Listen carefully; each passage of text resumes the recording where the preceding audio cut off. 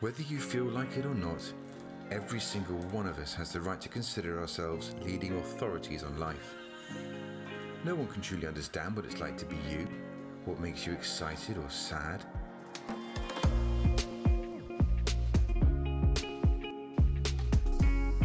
We all have entirely unique perspectives, and these are the filters that help us interpret and react the way we do to the situations around us.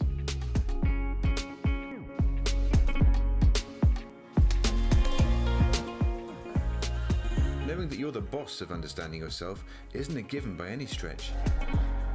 Seeking advice from others is one thing, but handing all of your power over to those that we, as a society, consider to be our betters is another thing altogether.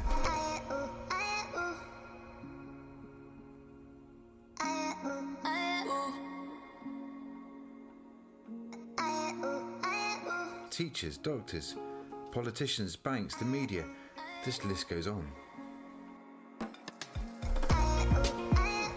They, of course, will more than likely have the advice that you require, but sometimes they don't.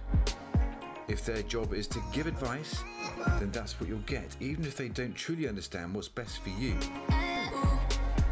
So how do you know when to trust your own initiative? We can become culturally and emotionally led by society, rather than realizing we are the experts of self-guidance. And when tuned into our own guidance systems correctly, it can't really go wrong. They're the right choices even when you appear to have made a mistake. After all, where's the growth we need when we're comfortably getting things right all the time? Some prefer to master the world they see around them before they consider themselves as a subject. We tend to know those that have managed to tune into their passion without hesitation, usually from a very early age. Others demand the micromanaging of their external world in response to feeling emotionally unbalanced within.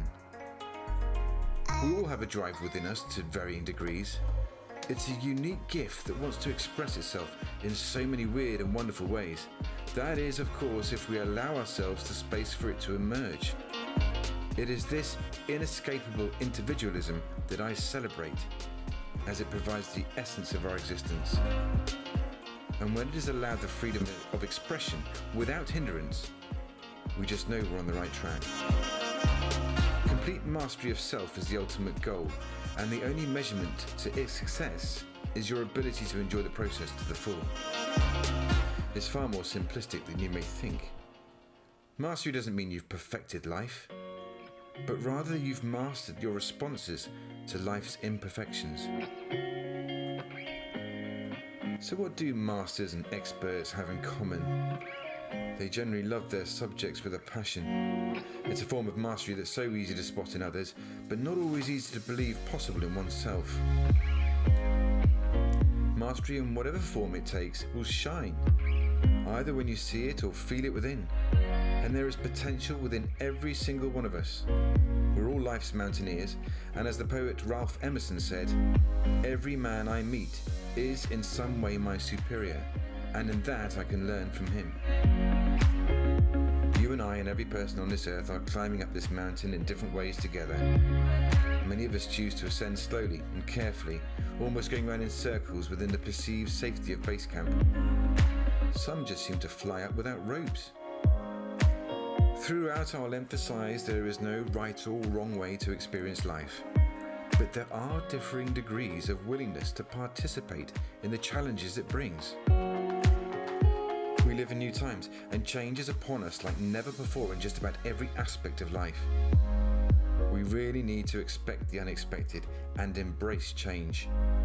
It's all going on, and we'll all be involved in some shape or form, whether we like it or not. The difference between facing these changes and so many challenges in our lives is purely dependent on our perceptions and responding behaviours. We have choice. Life is a synchronistic orchestra, and every single one of us has a bespoke instrument to play. To find and learn the way you love to play will not only inspire others to do the same, but it'll open our minds to new possibilities. There's a big magical universe out there, and just as big a one within. Or maybe it's all the same.